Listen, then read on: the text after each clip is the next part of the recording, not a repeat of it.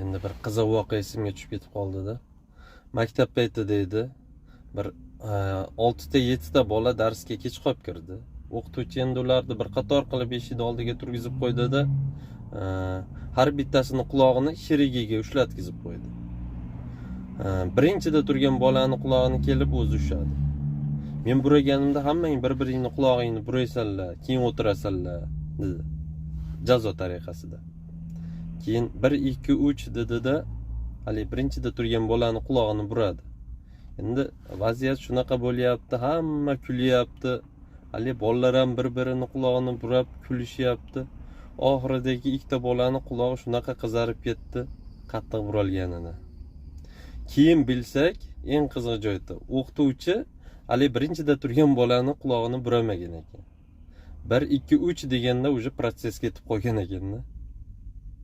Yana kimda shunaqa voqealar bo'lgan, marhamat kommentariyaga yozinglar. Agar kimni istoriyasi eng qiziq bo'lsa, ko'p like yig'sa, shu insonga alohida o'zim sovg'am bor. И plus o'sha insonning kommentariyasini keyingi videoyimda o'qib beraman.